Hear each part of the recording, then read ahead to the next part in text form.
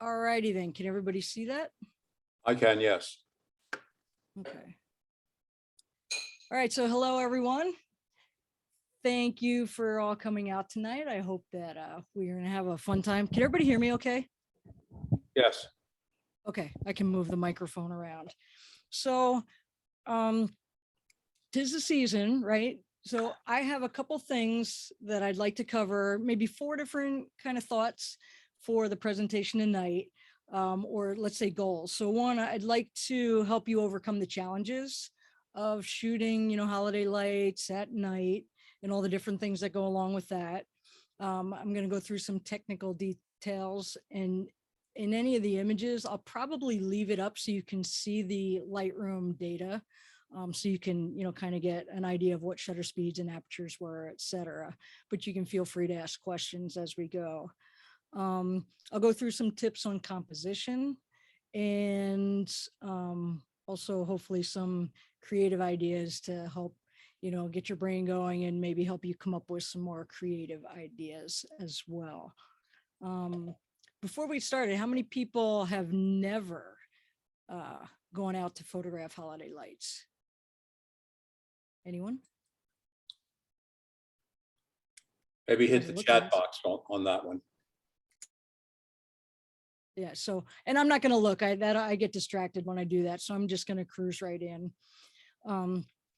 But hopefully, whether you have or not, you'll find some information that you'll find useful here. So, one of the first things about photographing the lights at night, and I do it a lot. I love Christmas lights. I love to go anywhere that they have them, especially if there's amusement rides. I love the bold color. I love the opportunity just to, come away with some creative images, like to challenge my thinking and the way I do things. But one of the things is, it really can be a challenge. So the challenges are that it's dark, right? So it's really hard to focus. It's hard to see your camera, and even those of us that shoot a lot tend to not know where all the buttons are or how to adjust things without being able to see. So that's definitely a challenge. And I think one of the biggest challenges is that your camera's meter, once it gets dark, is generally completely useless. Unless you're really close to lights, maybe it'll help, but usually you will have to shoot in manual and just be, kind of working on setting, adjusting the settings as you go based on the light.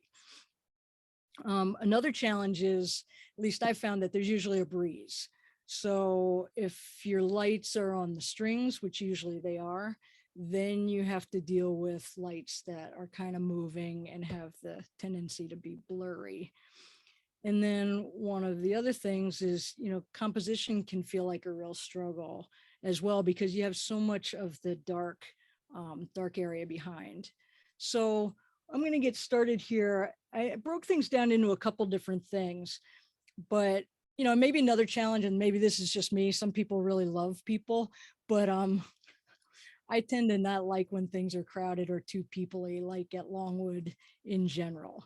So just to go through a couple things here, but let's starting with the obvious of the challenges that we had. So it can be really dark and it's hard to focus. So one of the things that I like to do is try and begin shooting earlier, as early as possible. So I will, I'll talk about kind of some things that'll help you be successful and how to plan, but I will generally hopefully have an idea of where I want to shoot.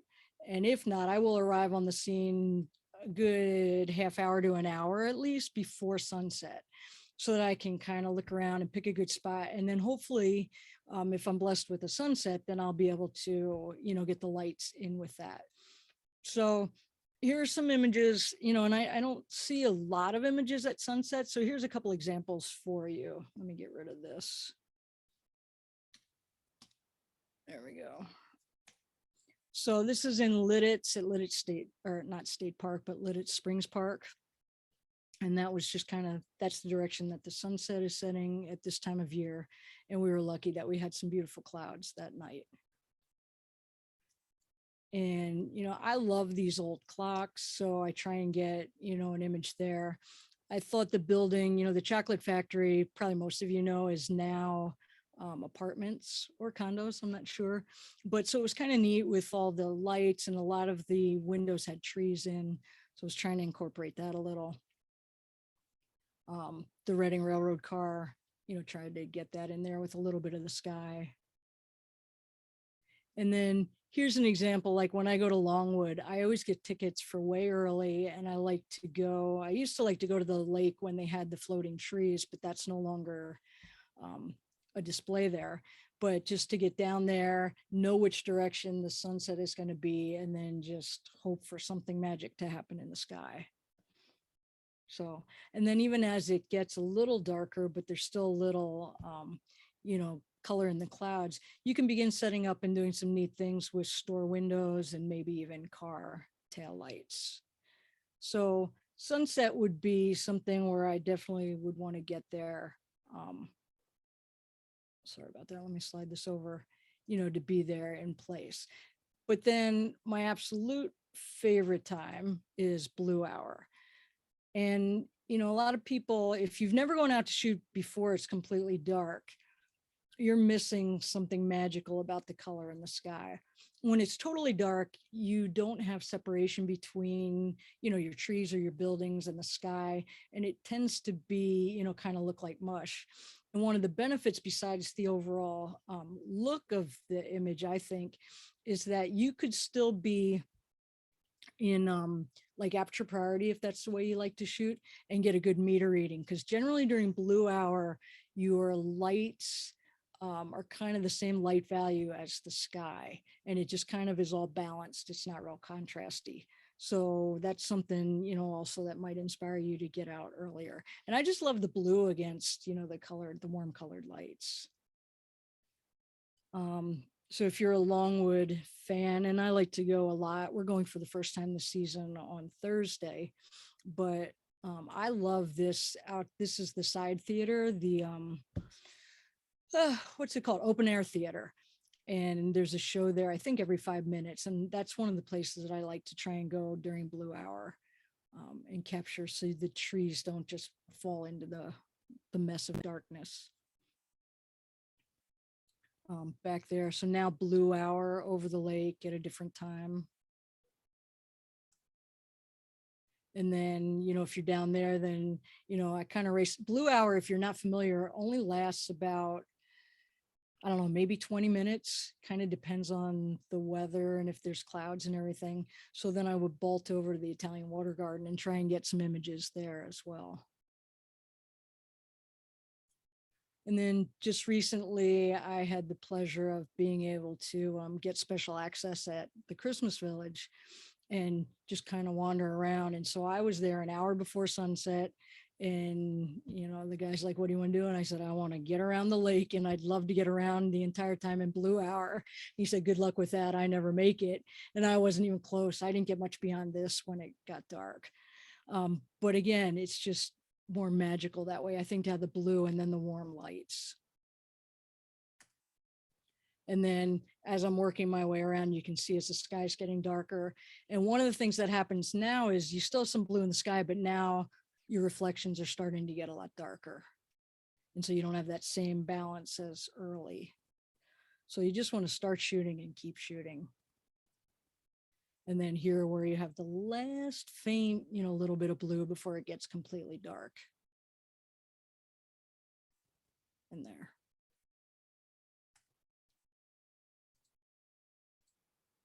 Lee, you should come over. You would love Christmas Village, I think. Get rid of my gum here. All right. So let's talk about a couple. What's that? Sorry. I said my wife would love it. All right. Well, let me know. I'll hook you up. Good. All right.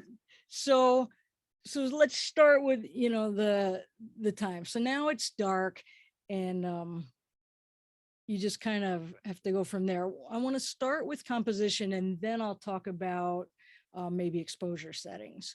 So one of the things that I like to do is just try to really fill the frame with color. Okay, so I'll walk around and try and find a composition where it's just full of color. And I thought it was kind of neat here where you have this tree, and I'm kind of underneath one of the bigger trees, but lining up so you could see all of the smaller lights, and this kind of frames it out there. So to do, to try and just fill it and eliminate as much of the black area as possible. So again, for now, going down the first path at Longwood, and these really fiery looking, the way they had these plants lit. And then there was this blue tree behind it. And I just loved how that was a kind of a neat background and, opposing colors that just made for a great backdrop. So I try and not only pick a display that I like, but I'm looking at what's in the background and trying to line things up or get rid of anything that might be distracting. And then this tree, with the way it's lit on its own in the blue, just is really beautiful on its own. So one of the neat things you can do is, make sure that you kind of go under, say, the trees or anything that's big, and just kind of look up, shoot looking up. Here's a display. What is this, Lincoln Court?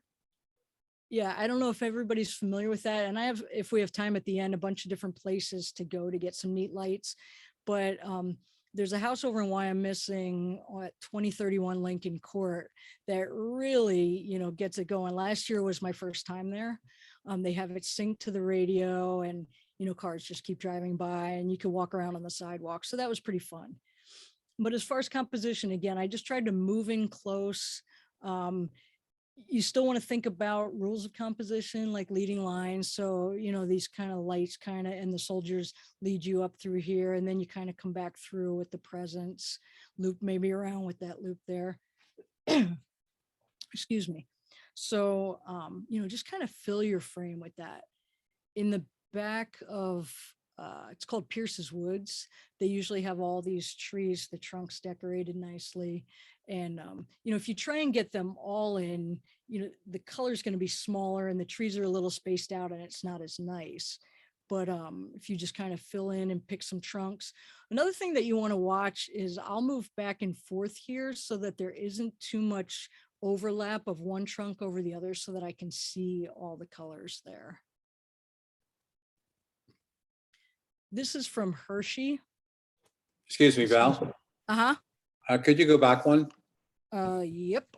There was a question about your starburst effect of lights, and this was a good example. I was waiting for another one, and this is it. So could you address how you made those lights into a starburst? Absolutely. So one of the things that I would say later for creativity is you could use a star filter, and they come in 4 points or 6 points or 8 points, which if I used a filter here, this would be an 8 point. But the way I got these stars was by my aperture.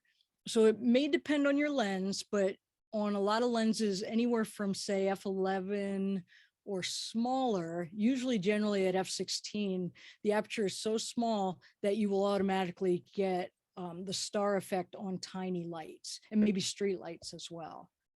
So in this case, there was no filter, and it was just basically because I was using f16. And this is with the Canon 24-105 lens. So by using f16, did you have to have a slow shutter speed then to get enough light in? Yes. And in fact, most of we'll talk about exposure, but most of the images are going to be slower shutter speeds. And I saved gear for the end because you really could be taking pictures with just about any gear at all. Mhm. There's some things that'll be helpful and less helpful, but I am using a tripod always. Yeah, I was just going to say, if you have to be, you're going to have to be using a tripod there. Thanks. Yeah. The only time I wouldn't be is inside the conservatory, since that's against the law and you'll be hauled out. So, but yeah, for outside, there's no issues with using the tripod as long as you're not blocking the pass. So if you look over here in the upper left, I think you all can see it. This was a 5-second exposure. Another thing, I didn't actually have that in my notes to remember, but I would try, if at all possible, I would want to go out on like a snowy day. So that you get, look how, if this was just grass, you wouldn't really see much of the color reflected, but the snow now is reflecting up each of the colors.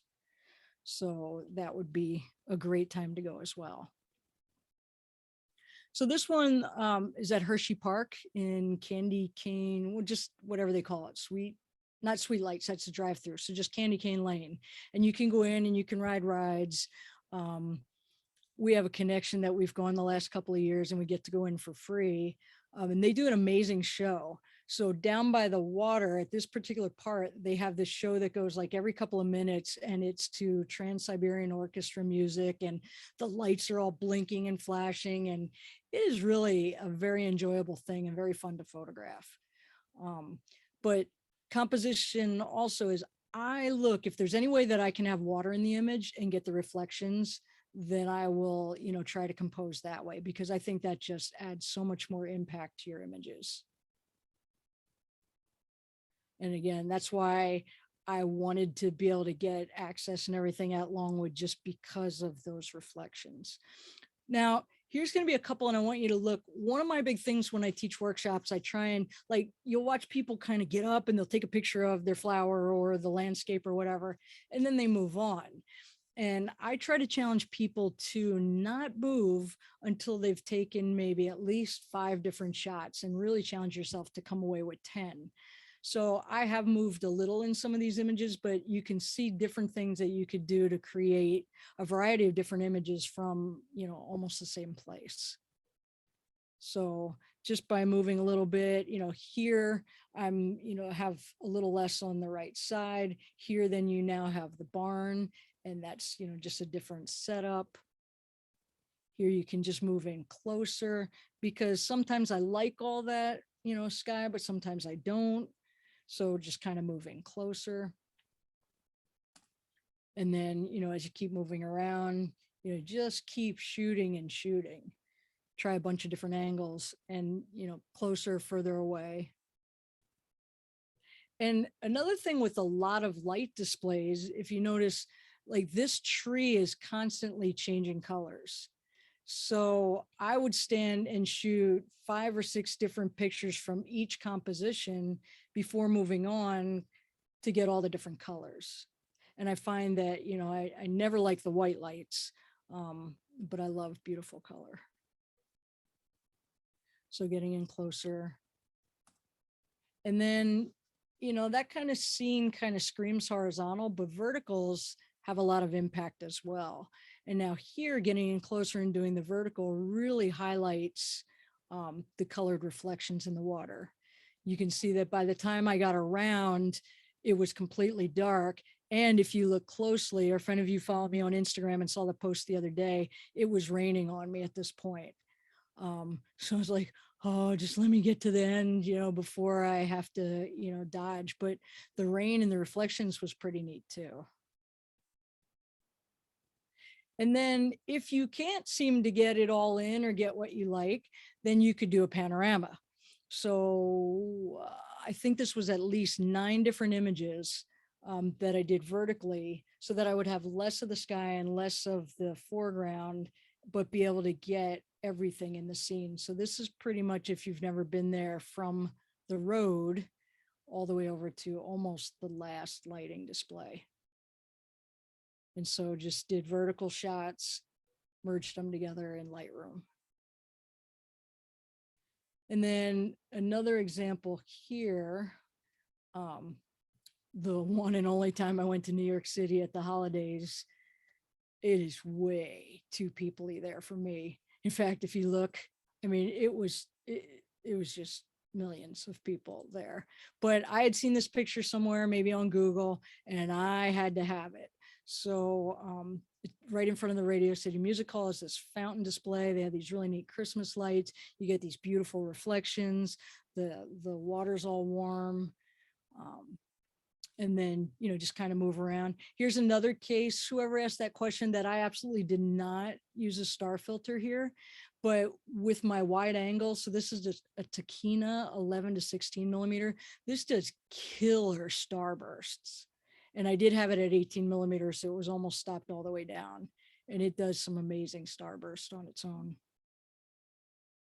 And then here I did, just a panorama to try and show the whole scene, because I was really right on top of this fountain, so I wouldn't have been able to get everything there. So if you are not doing panoramas, you might consider doing that, especially if you have a big, beautiful display.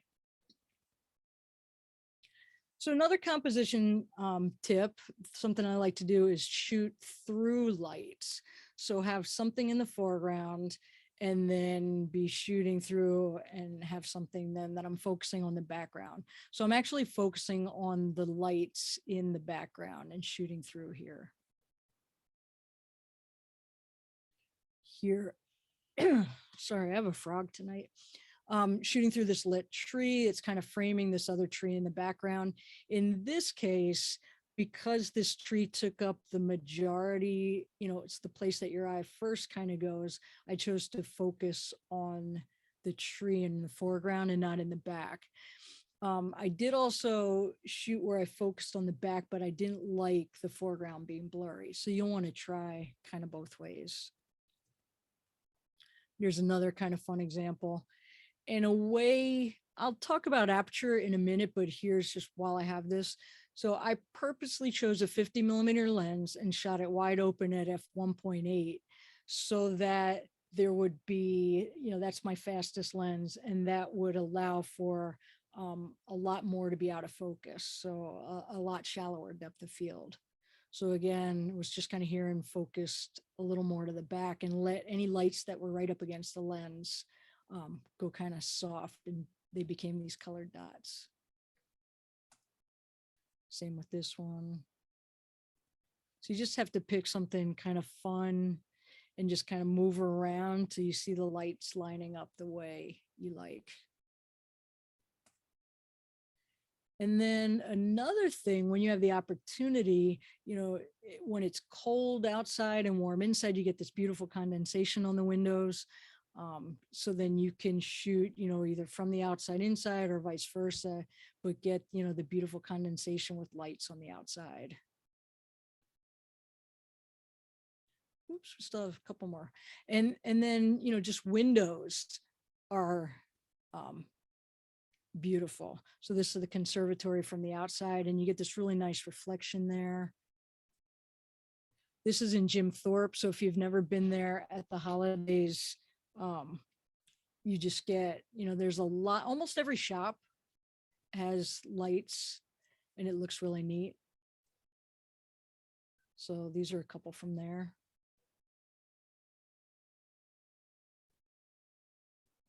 Excuse me, Val. Uh-huh. Can you comment on your white balance? I think you said you're going to do technical stuff, but the last couple looked a little yellow. And I know that's the lights. So Right. what are you Sure. doing for white balance?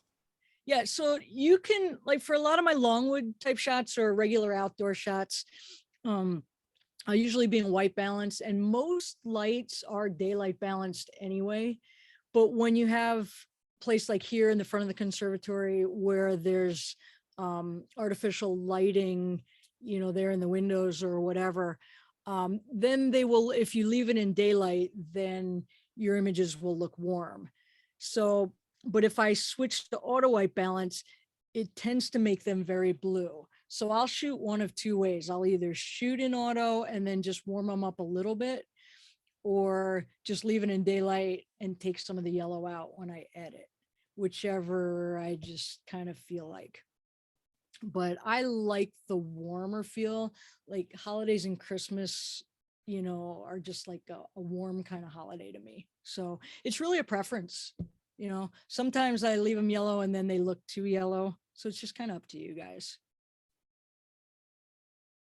Here's one where, like, here's the store lights inside are obviously daylight balanced, and then it's yellow outside. So you have mixed lighting here. And that can be interesting or just really weird if there's all different lights. This is actually a Peddler's Village, which is another really neat place to go. All the shops are, Christmassy. These can make for some really neat Christmas cards or whatever. So I would shoot kind of the whole row of shop windows, and then maybe find one that I really like, and then just work on getting a balance with what's in the window. And this is from Lidditz. So what's the main street? Is that 272 that goes through there? I forget, but where all the shops are almost all of the shops are lit up and have really neat window displays. So that would be a fun place to go. And then a lot of times I don't even make it near the DuPont house, but that can look really pretty for the holidays, all the windows decorated. And they generally will have carolers out front there. So that's a neat place to stop if you're there. And then, you know, I'll do the overall, but then I'll pick some windows that really kind of are more attractive to me and maybe do a close up as well. So any questions about any of those so far? Beautiful.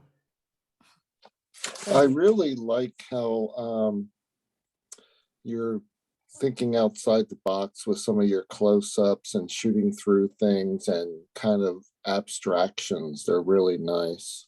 Thank you. That's what I try. And I try that. You probably asked Ginny, like I try to come up with more creative ways to compose. You know, everybody has pictures of a lit up snowman on the front lawn, you know, but how can you do it different? And that's why I wanted to even do this presentation, to get people thinking a little bit differently, because you can come away with some really creative shots. This was at the Christmas Village, and it's just a light bulb, right? It's just a light bulb, and there's a string of lights here. But so I'm now using an Olympus camera almost exclusively, and that's a micro 4/3. So this is going to be a little different if you watch the focal length up here on the left. So this is the 25mm lens, which is equivalent to a 50mm on a full frame camera. And so this is the 1.8. And so I had it set at 1.8, which will give me very shallow depth of field.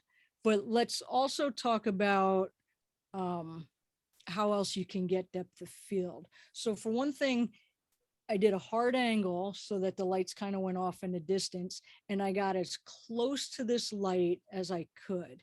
So that lens focuses a little over a foot. So I'm, you know, really close to this light. And because of that, with the wide open aperture, all the other lights do that neat little soft colored balls, which is, you know, known as bokeh. Okay, so I will always carry this lens with me, whether it's what I choose to use all the time or not. Now, this is where it gets a little tricky with exposure, because now here aperture priority actually worked fine, and I just metered off this light. I do generally bracket. I don't always use all three. In some cases I have to, but that helps because it's just hard to meter sometimes with the different lighting situations. So here's some more examples of bokeh. Same lens, I had it at 2.2, so not all the way wide, but I got myself close to this candle in the foreground and just focused on that. And so all the lights in the background, which are these only a couple, I don't know, 30 feet away, now are really soft and out of focus. You know, 99% of the people that shot this picture would have those lights sharp, but this is kind of different. And it can help create a real pretty background too. Same thing here. I line myself up to, you know, just look down the row of soldiers and, you know, focus on the very first one, and then the rest go soft and out of focus. So in general, that's something I like to play with, but especially with lights. Another example. And it keeps all your attention on your main subject, and then you just have this kind of neat background. Here's another example of just looking down the line with your lights. And then here's two different examples. So this one, and they're basically the exact same shot. So this is at 1.8, and those are all a bunch of little lights behind there. And then this one is at f4. So just look at, you know, the difference you get just by changing your aperture. And then had I stopped down further, you would start getting the lights, you know, much sharper. Questions about bokeh? Bokeh? Oh, and actually that's depth of field, not even completely. I have some more examples, but this is really what we talk about when we talk about bokeh. And you can get this shot if you have your aperture wide open and turn your focus all the way out. So I don't know if anybody ever accidentally got a picture where everything was out of focus and it looked like this, but I shoot at least one shot each time I'm out, because this could make a neat background if I had any idea how to do Photoshop and replace my background and all that, but maybe someday. But this is kind of the goal, where you have these big, soft, colorful lights, circles in the background. Here's a different place, and I'm kind of shooting through different lights. This lens is an f4, so you don't get the circles as big, but you can still get, kind of neat blurs of lights. And then this image I set up in the house with the Christmas tree, and I actually used my 70-200 lens. And so I had the candle, which is not very big, and I was as close as I physically could be, which was 4 feet with that lens, and focused in, and I was at f2.8. And so then all my holiday lights in the background, did this effect. And the tree was probably maybe 15 feet from this candle. So Is that's that a really neat thing you can do in your house. Yes. Is that a birthday candle or a regular candle? It's one of those that you would, just stick in a little candle Okay, holder. and it's walk not around. teeny tiny birthday candle. Not a birthday candle, a bigger, what do you call those? Long, skinny ones? Like a taper. Yeah. A taper. Okay, Yeah. thanks. And I think it probably looks neat if you let it burn a little and get a little wax, dripping down as well. Val, why are the circles so round? Well, the roundness depends on the aperture blades, what they actually look like. I know this lens, And 70, that's a yeah, Canon lens, right? right. Yeah, that's the Pro, and that's what you get with that. But when you look at like some other lenses, they're kind of more that octagonal look. So it really does depend a little bit on your aperture blades, but this is what you get. I think most all of the Canon lenses actually give the perfectly round. So here's the 50 again. And I'm always, like, when I go inside at Longwood, trying to find one ornament that is kind of sticking out enough that I can get a good angle with lights in the background so I can create this image. And it's not nearly as easy as I'd like it to be. And sometimes you find a ball, but there isn't light on it, and you may have to light it with, I always carry a little flashlight, a couple different, I can imagine Bob would have like a Batman holster of light flashlights after that presentation he did, but you could put different color lights on your, balls, Christmas balls and things. But again, I'm as close as I can physically be to this ornament. That's what I was trying to say. And I'm focused on that. And then all the lights in the background will go soft, even the ones that are within that same tree. But for it to look better, I would try and find where there's a tree in the background with lights. And so those will really go out of focus. Another example. And this one is with the Canon Macro, and it's at f4, not even wide open. I would try and use lenses that do have a wider aperture, because, like, again, these are in Longwood and you can't use a tripod. So, I don't want to use it some horrendously high ISO. In the case of these images, I'm up at 800 ISO. But watch these next three. So this is just, I don't know my flowers. So if anyone knows what this is, let me know. But it's actually very tiny. I mean, it's only maybe 2 inches at the most around. It's in one of those that are like in the boxes on the railing. And so I got as close as I could to it, get even a little closer. So notice how as I get closer, the circles even get bigger. So I'm here and I got this big, beautiful background.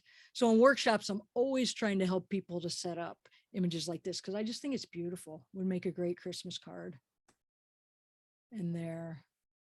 Now here, Vince, look, so these are with my Olympus lens, and it's not perfectly round. It's just a little bit different. Right. Canon's new macro, not sure if it's come out yet. It has an adjustable background effect. Oh, really? Yeah, you can set it for a lot or less. So it's a controllable background Well, that's very cool. by a So dial yes. What's that? with a dial. Oh, that's very cool. So here now I am as close as you can be, just a couple inches away. And then I am very careful about how I'm lining up, what angle I'm picking the right flower that has a clean background with lights that will just completely surround it. I'm being careful not to find an area where people are walking and I'll have their bright orange coat and their, ski hat or whatever. And then again, bokeh is a great thing. Like you have family, you want kids in front of the lights. This is a great example, maybe not a great subject, but we did a workshop at Cozier's a bunch of years ago, and I was helping everybody. I did a portrait of everyone here. So again, you get close to your subject and then you just have the lights go out of focus. And this was with the 50mm 1.8. Oh, we're still going. Another thing about bokeh, sorry, a couple quick, here's kind of a creative. I thought I was the last shot, where I just focused on these palm branches in the foreground. And again, let the lights just go soft and pretty in the background. And then this is a spinny toy that you can just kind of squeeze like a kid's toy at Hershey Park that we were spinning and then just lined it up with some lights in the background. And now these, you want to know what lens gives you stars for bokeh. These are a kit that you can buy. They're sold on Amazon. I think B&H Photo has them. I don't have one right here in front of me, but there are little cutouts that go over top of your lens. And so in this case, the hole that I'm shooting through is the shape of a star. So that covers your lens. It does give a little bit of vignetting because you're only shooting through that tiny little star. But it can be some neat effects. And the kit, I don't know, it's probably $15, $20. And it comes with maybe 24 different little cutouts. So I really like the star. Some of them are really hokey and I wouldn't use them, but the star's kind of neat. And so again, these are just the lights on trees or whatever in the background, but it's making stars out of them. And then one of the cutouts is this little smiley face. And so you could use that as well. What do you call that thing, Val? A bokeh kit. Bokeh. So Bokeh. I don't have it on the floor. So yeah, they're kind of fun. But for someone like Bob, who's a big hacker, you can just make your own.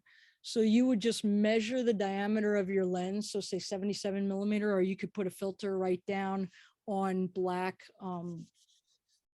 construction paper and then just cut that out.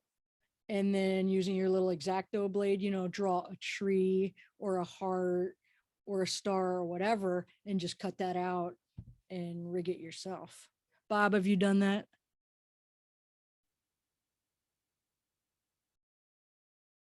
He's gone. But yeah, so that's pretty easy. If you go on YouTube, Yes, I did. Yeah, there's a ton of videos on YouTube that show you how to actually make your own, and you could save yourself some money. I think, you might even be able to use like a Pringles can lid and then cover that up or something if that diameter works for you. So that was that for bokeh. So let's talk about shutter speed now. So here's one of the things that you have to worry about when you're shooting lights. So in this case, these trees are floating. They're not fixed in the water. And so they were blowing in the wind and it was breezy. So this was a 10-second exposure to get, kind of the depth of field that I wanted. I used f/16. So this is kind of the balancing act that you have to get. I wanted everything from my foreground lights back to the gazebo sharp. So I was at f/16, but at 10 seconds, these lights, the trees were just kind of blowing around and they're blurry.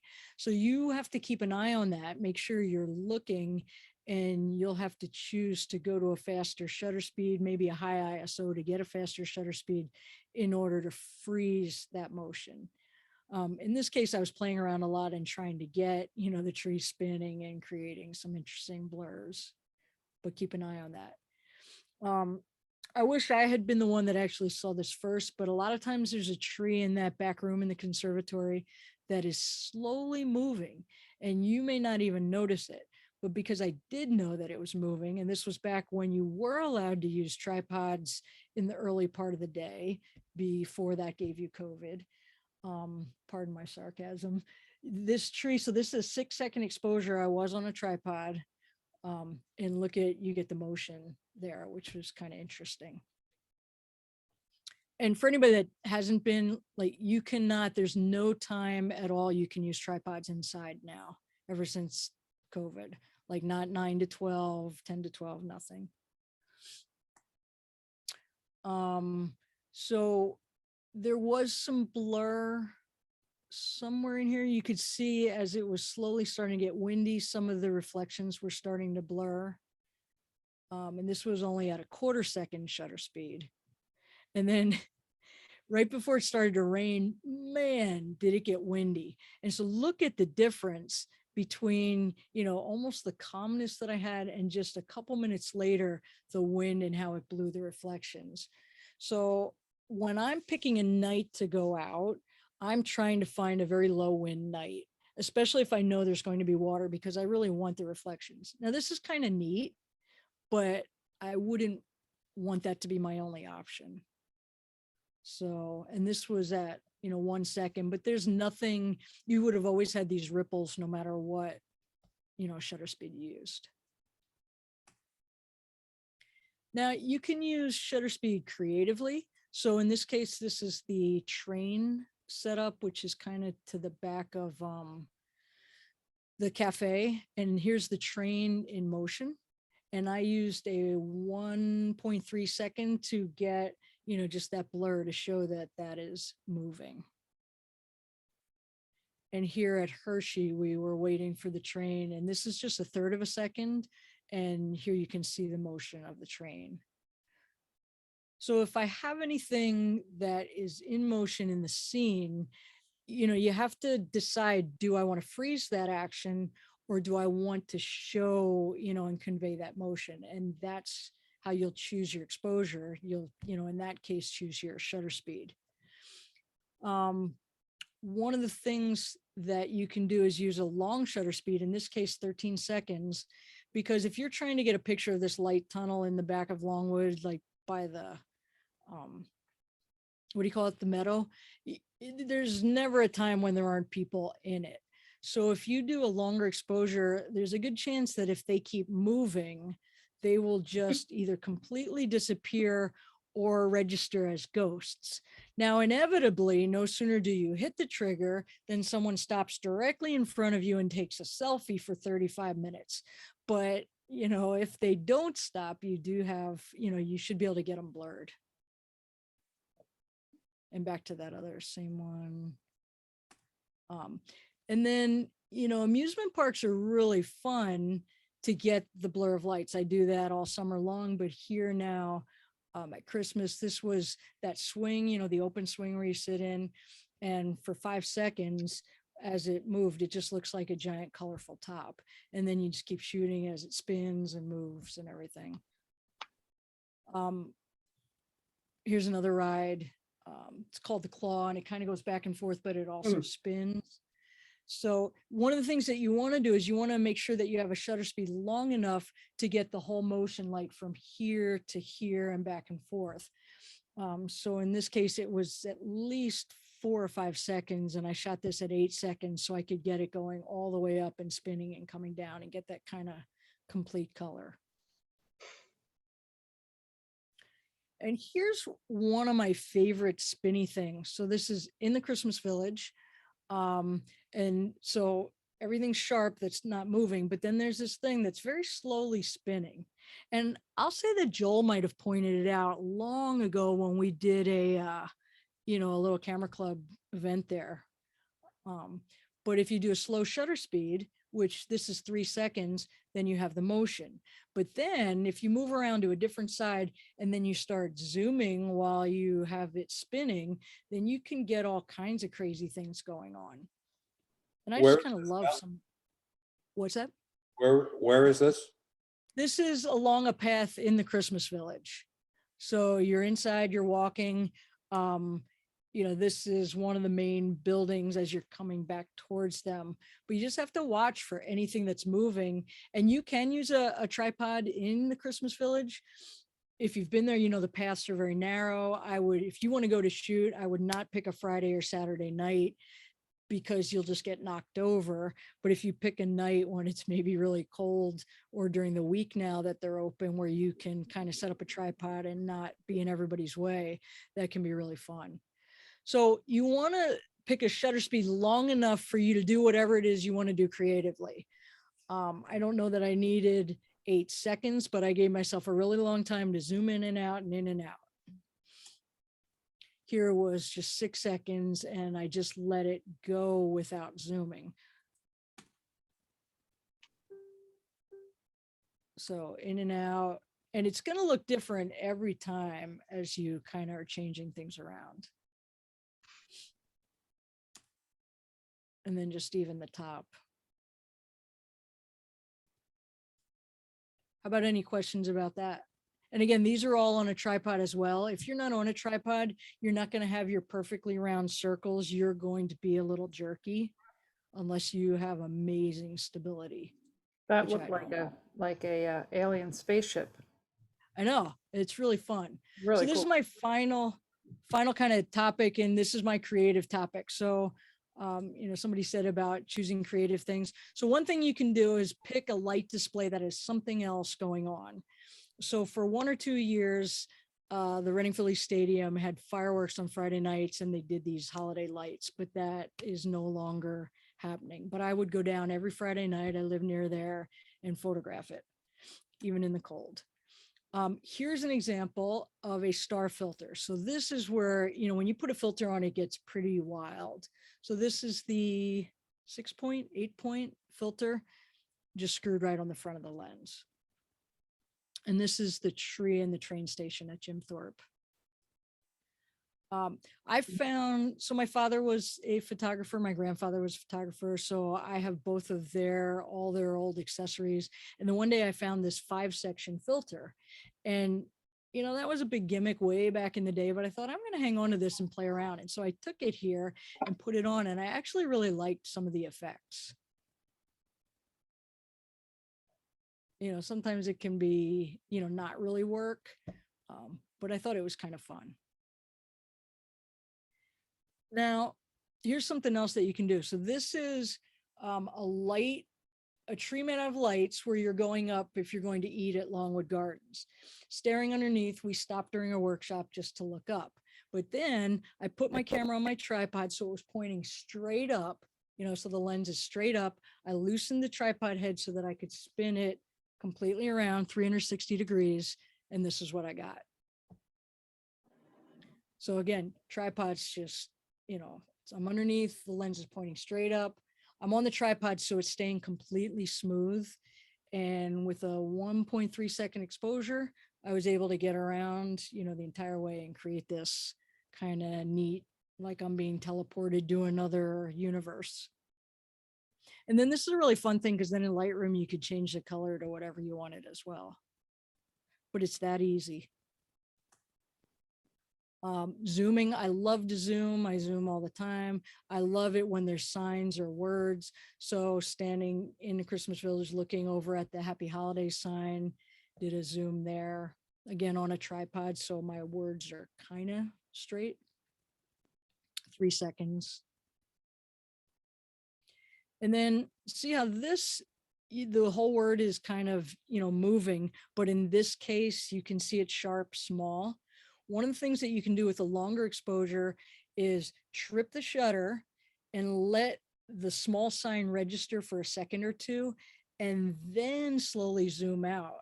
And so when you weren't moving, you will have that Happy Holidays, registered small, and then the zoom burst, if that makes sense. And you obviously need a longer exposure, so you have time to just kind of play around with that. And then here was kind of the same, or there's a second sign that says Merry Christmas, and there were lights in my foreground. So they kind of ended up creating this weird bunch of lines when I zoomed. And again, I staggered it where I waited a second or two and then did the zooming. And with this one, I had this tree as full frame and I tripped the shutter and then I waited a split second because this is only a 1 second exposure and then quickly turned the zoom. And you could see by the little jaggedness that I jerked the camera a little bit, but that's kind of neat where it's not just a blur of lights, but you actually can see a subject. Same with this, just kind of in and out. A great place to go play is the Christmas on the Mountain, which is open now. There's tons of light displays there. They had a big joy sign right out front. I love to play with that. So again, these are just zooming in and out. This one is where I just moved, like did a swoosh, just moved backwards to try and make it look like the tractor was kind of coming in for a landing. This is handheld, so you can see how choppy it is, where I just tried to do a complete, as if I had a steering wheel and just did a complete 360. Or maybe I had a hold of the zoom lens when I spun it in this case. The hard thing is you never know what you did, so you try and remember. This is one of those first pictures I showed with the DuPont Woods, where somebody asked about the starburst on the trunks, and all I did was jiggled the camera when I shot the image. So 3 seconds and I just keep jiggling it and you get this kind of neat effect. Zooming the tree. Another thing that I try is I'll take a picture a little bit longer shutter speed and turn the lens out of focus or in focus during the exposure. So instead of zooming, I'm just changing the focus. And that's how you get these little bloblets of lights. Is that a real word? It is And now. then, there you go. And then one of the Looks like last things, so bubbles. this, what's that? Looks like bubbles. They do look like bubbles. And even here, so this is an in-camera multiple exposure. So I could do that on my Canon and I can also do that on my Olympus. So my first shot was this one and I'm just a little bit out of focus. And then this one, I turned the lens completely out of focus and the two shots combined in camera gave me this. So some people will call this the Orton effect, where you have that sort of soft glow. But if you have, you know, that option in your camera, you can play around with that a ton. Along those lines, have you experimented with in-camera double exposures? Yeah, that's what this is. Okay, I see. Yeah. Yep. So, you know, the camera and Separate images. Does your Olympus keep separate images? yeah, yep. You might be able to have it only keep the final stitched image, but I want all my images. And in fact, this is actually my Canon when I shot this. This was before I owned the Olympus. So the Canon 70 Mark II keeps the images if you told it to. So, you know, same thing, zooming in and out, just playing around. You know, they may not be wall hangers, as Mike Moats would say, but they're kind of fun. This was another multiple exposure where I started where, you know, just the focus on the small light in the middle. And then I zoomed with the next exposure and zoomed again with the next exposure. And you have this little light within the light. And I don't really remember what I did with this one at all. And this definitely is one where I just changed the focus. I did not zoom and got my little bubblets. So they could be fun, you know, to make cards, use as backgrounds, do whatever. So before I just totally get to the end, let me just double check, see if there's any questions, and let me double check and see if I hit all my notes for you guys. No questions in the chat. Wow.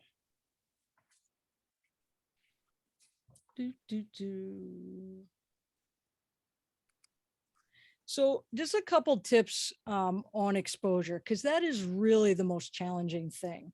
The key is that you don't want to overexpose your lights. If you leave the camera, now we're going to say that it's completely dark now. If you left the camera in any of the automatic modes, so that would be program, aperture priority, or shutter priority, the camera will think that it's way darker. It's just going to be metering all that darkness, unless you mess around with spot metering on a light. And it will way overexpose your images. And so you would not see this color at all. Now, hopefully you would have your blinkies turned on, which is your highlight alert warning in your camera, so that you would see if any of your lights are blinking. So I'm always looking at that for every picture. And if my lights are blinking, then I'm going to back down my exposure enough so that I have good exposure and I can see all my colors. Every now and then a white one will probably have blinkies on it, but I want to be able to see all the rest of the color. So keep an eye on that. Probably most cameras now have it. So please, make sure that you turn it on. And so when I shoot that I'm just shy of blinking. So I want as much light in. So I do shoot to the right. I want to let as much exposure in without losing any detail in the brightness. If your camera also shows blinking for, shadows that don't have detail, like my Olympus does, and that does drive me crazy, I don't care. Black here, in this case, is black. I don't want any detail. That's just my background. But I definitely want to know if my highlights are blinking. What do you mean by blinking? Well, if you have your highlight alert turned on, then you'll see, hang on, Sloopy. All right, so this is a great exposure. I have no blinkies, but you may see this. Usually they're red. I don't know if you can change them, but if you see a color on your lights, you are overexposing that. So I will shoot where I have almost no, highlights there. Does that make sense to everybody? So that's something you set on the back of your camera, and people Yes. can look at in your menu. when they do their review of their images, they'll be able to see those highlights blinking. Right. And every camera is different. So some cameras, like I think the Canons, it's turned off when you first take it out of the box. So you would have to go into the display settings somewhere and turn on, and it's called highlight alert in Canon. With Nikon, you have to do this series of go into display and check box that you want the histogram and check box that you want highlight alert. You have to check all those and then say, okay. And then you may not even see it until you hit like an up arrow or an info button and it's on a second screen. At least with Canon, it's right on your review screen. I think in all cases, when you play back the image. So go ahead. I'm sorry, go ahead. Well, I was just gonna say, I think every camera now should have that, a digital camera. You just have to figure out where it is, whether you just have to hit info a couple times to see it. Like in my Olympus, I don't think I have to have it turned on. I just hit info when it's there. And with ahead, the Vince. Canon, it's there live. It's not after the shot. You can set it to show that your current exposure is overexposing your highlights. And that then they call the zebras, because Right. it might have weird black lines. Another benefit, if you are a mirrorless camera person, you should have a live histogram. So in most cases, after I make sure that my horizons are straight, because I'm never straight, then I'll switch my info button and I can see my histogram live, and I can just adjust my exposure if I, see that I'm clipping any of the highlights or, losing them. So I can see that before I took the picture, as opposed to in these cases, like with my Canon 7D, it was after the fact that I saw it. Val, can you said of clipping the highlights, just so everyone's clear on that? What did you mean by that? So this is clipping, which is the blinkies. Clipping means that there is no detail at all. So if I shot this, there would be nothing, but this would look white. It wouldn't look yellowish orange. And here the same thing. If I had too much exposure, see how my red lines here? That's clipping. That means there's no detail. That'll just be white. Where in reality, these are colored lights and I can see all the detail. So clipping is when your histogram, is off to the right and so watch my pixels in the upper right-hand corner. So I'm giving it exposure and they've now gone off. They didn't stop here the way they were. They now have gone off and they're getting white. This particular image could go up pretty high before it. Exposure didn't move on that, Val. There it goes. There's a little delay. Oh, sorry, there's a delay. Yeah. Does that make more sense? If not, obviously, well, didn't Tom just do a histogram class? Yes, he did. But you can also Google it, histogram, blinkies, zebras, the whole 9 yards. Val, as have far you, as go ahead. I'm sorry, Val, have you experimented with live composite, live view on the Olympus or live time? Yes, I have. The live composite feature is the entire reason why I became an Olympus fangirl and switched. I use it for star trails, but I've now started using, we were playing with it for lights the other night.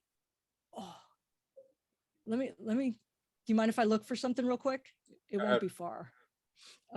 So I was at Havre de Grace this past weekend, one of these days, Friday, and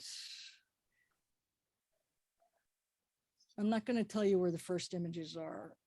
Oops, you're not even going to see them. Okay, so Havre de Grace. So I decided I have never used live composite for my in-camera movement or any of that stuff. And I have no idea why. And so I was with my friend Deb Kreider and I decided to play around with that. And I bet you I don't have the video in here. I did a video of it, so I will post it on my photography page if it's not here.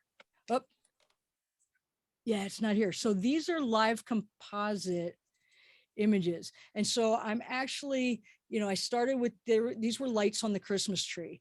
And then I would just slowly move it and I could see this image building.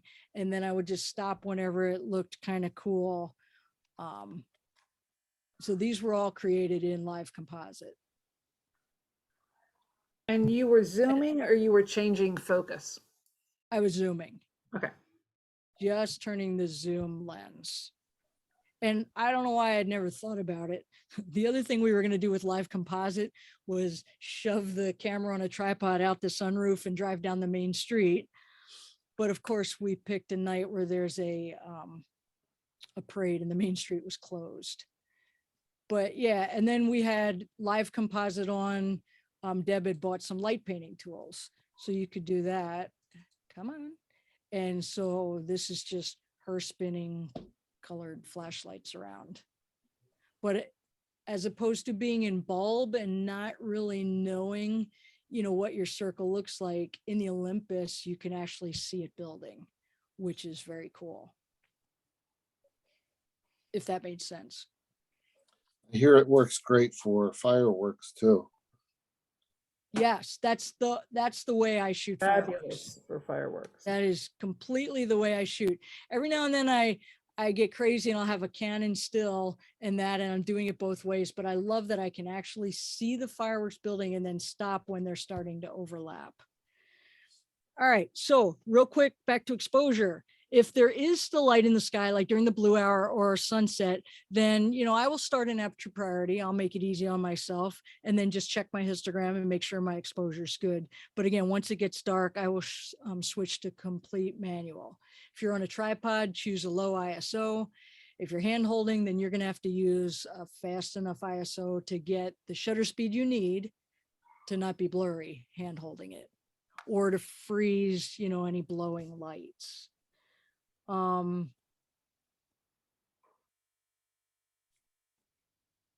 and that's why I would shoot with a tripod anyway. So again, I always am on a tripod when I can be.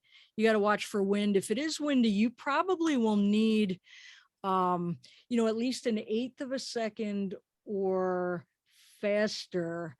But it depends on how windy it is. Sometimes there's just a little breeze and it stops and then I would shoot, but sometimes it's just really blowing. And, on those nights I might not even shoot because it's just, if every image is going to be blurry, what's the point? And then somebody asked about white balance. And again, I would just start, all of these were most likely shot in auto.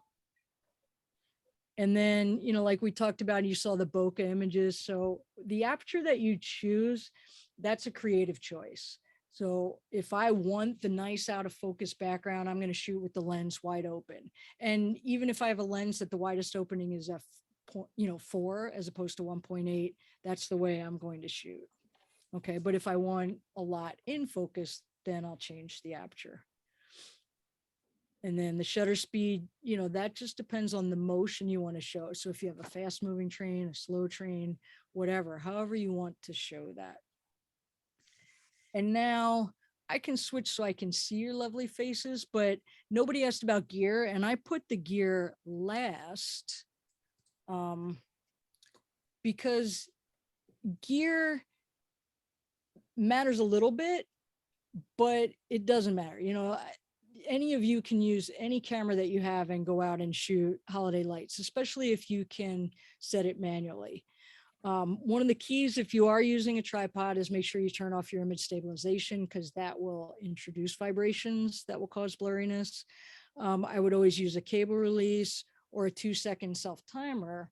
But if you have things that are moving and are trying to time something like fireworks or amusement rides, you don't want a self timer. You want to just be able to click the shutter with your cable release.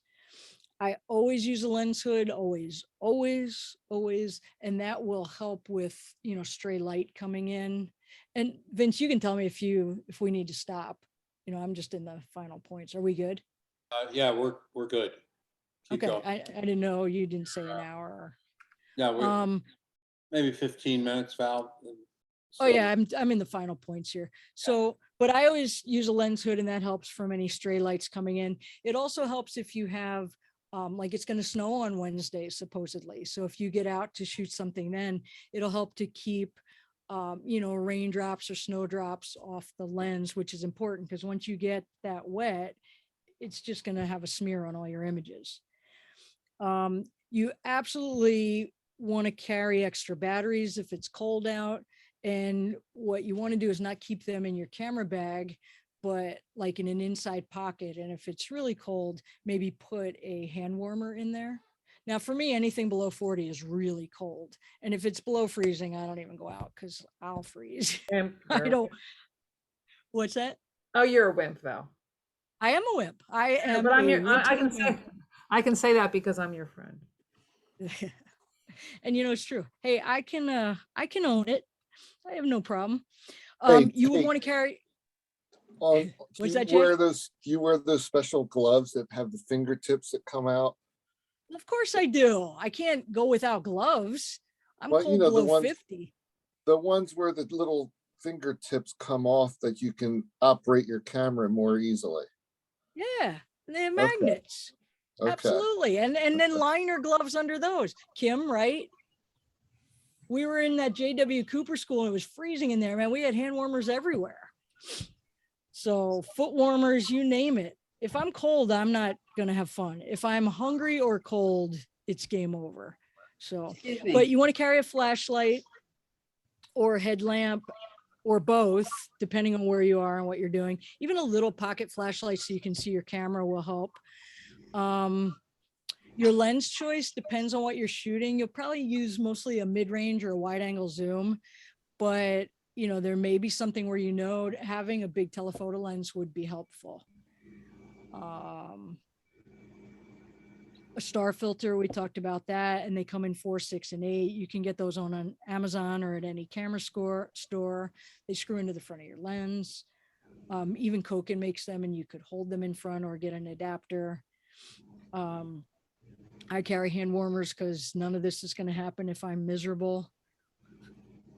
And I will dress appropriately for miserable. So I have my long johns packed for Longwood on Thursday and everything else. And that's it for my tips. I do have a list of places locally to shoot if anybody doesn't have any other questions. Val, And maybe you can guys you can tell comment me some about, places you like. Uh-huh. yeah, can you first comment in regard to equipment on the use of or not using filters on your lens when you're shooting at night? Do you have a idea about that? Well, so I don't, a lot of people use a UV. I would have a UV, which is just a clear filter on, maybe if it was snowing or raining, so I'm not getting drops on the lens. But other than that, the more filters that you have on the front, the more chance you'll get like lens flare. So you might want to not have them on. And that's another reason why I use a lens hood, and that kind of helps to protect the front of the lens.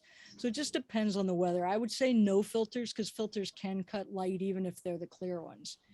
Now, from time to time, I will shoot with a polarizer on and or a neutral density filter if I'm trying to get a really slow shutter speed.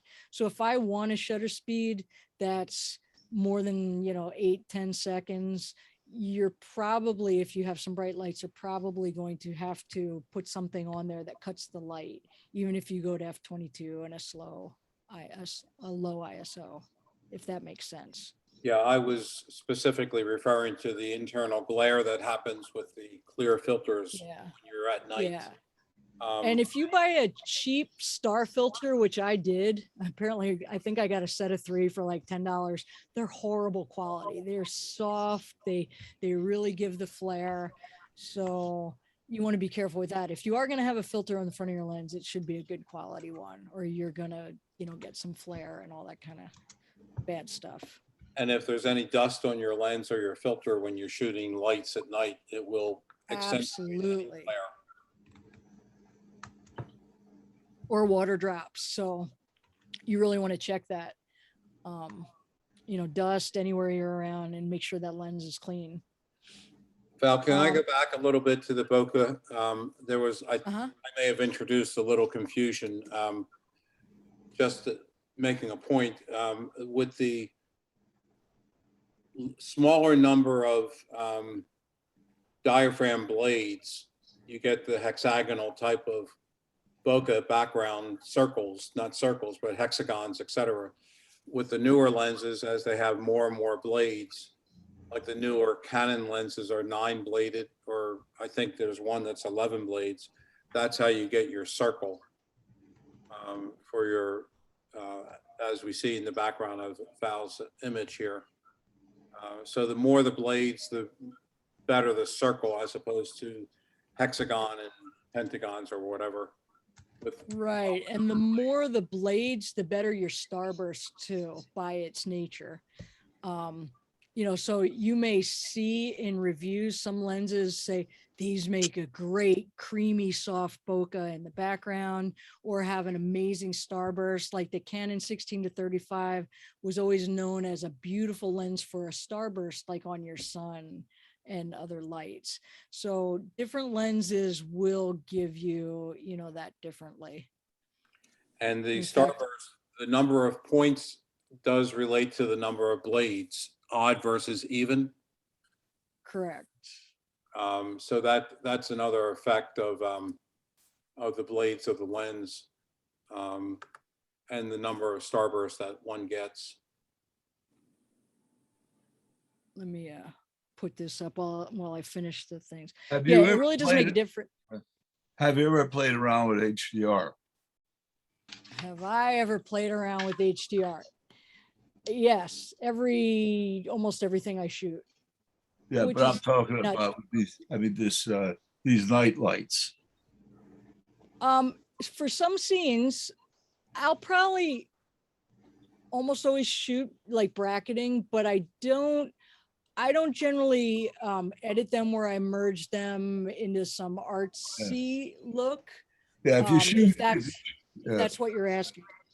If you shoot fried and sort of switch to the left, and then post-process them in a program, you'll pull a lot of those shadows when it's after the sunset. You'll pull detail Right. out of the shadows. Right. Yeah. Well, in a lot of cases, if you have a good exposure, you may still be able to do that. Yeah, but then you start getting noise when you just pull it, in Lightroom or something that you look closely, you'll see there's noise. The more you pull detail out of the highlights, the more likely you are to get noise. When you do it with an HDR program, you're less likely to get the noise. In fact, Right. you're probably not Right. even going to see it. Yeah. In a lot of, like, when it's dark and a lot of the lights, I don't even really necessarily want to see in the shadows, but you're right. Like, it absolutely depends on the look that you're going for and how much detail you want.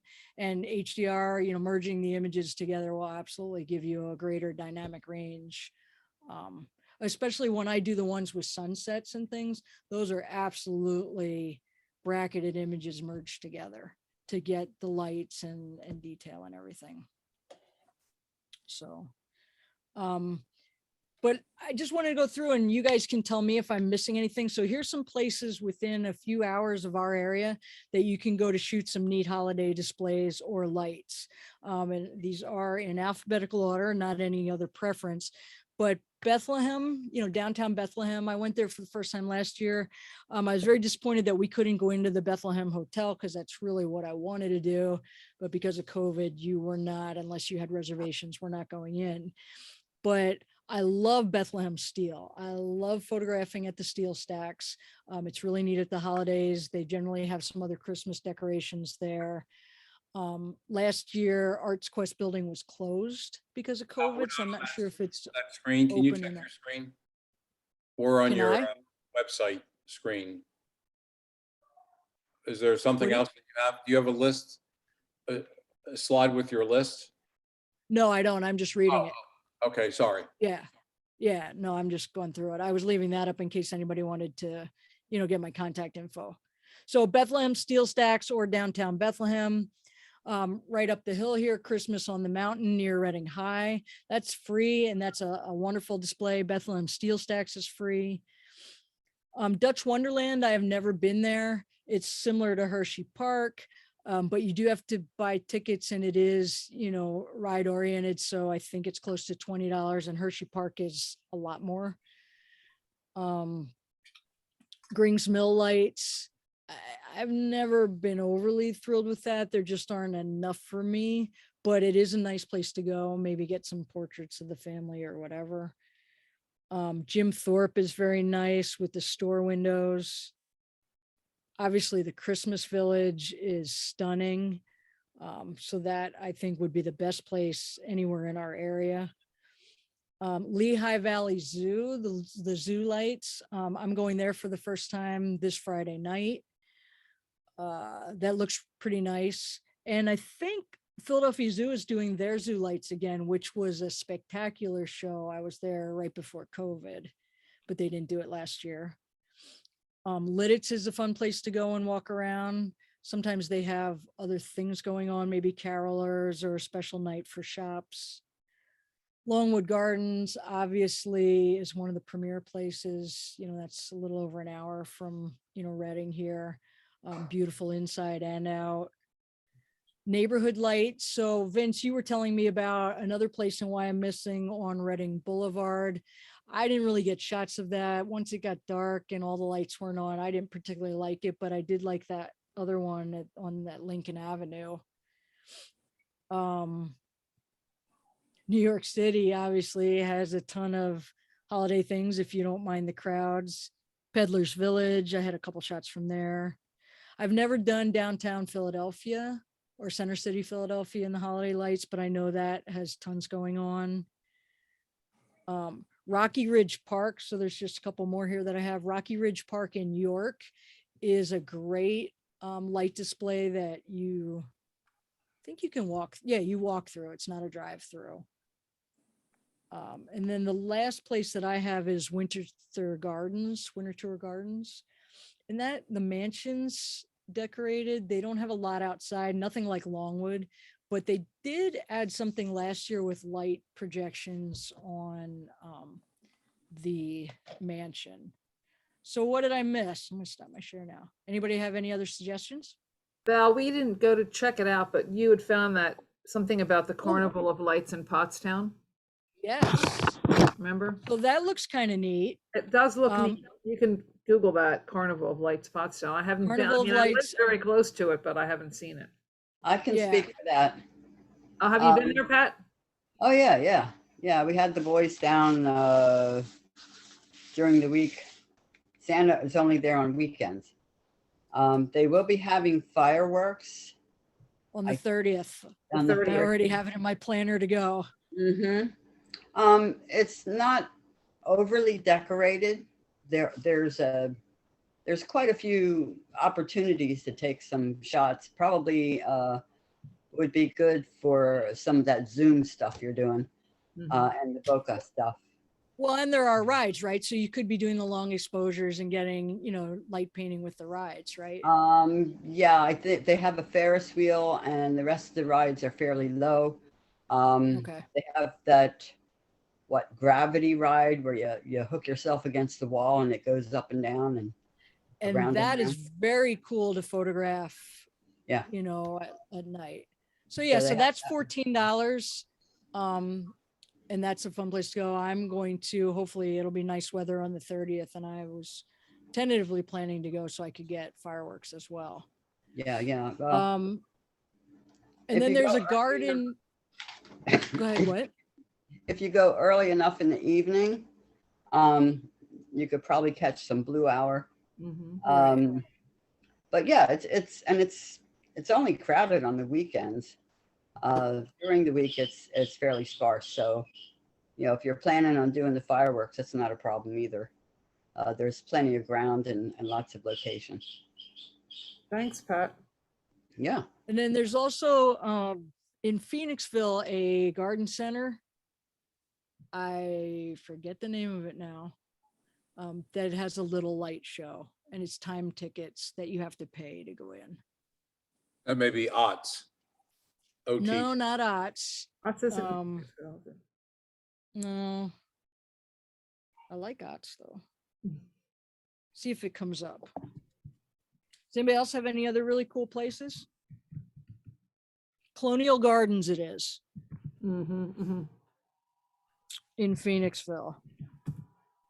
They have a light show, and then if it's, if you have kids, there's Santa and hot chocolate but I think this weekend.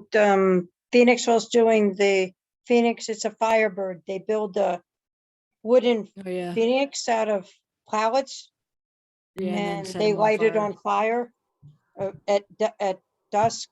Real late. They do dances and music, bands, different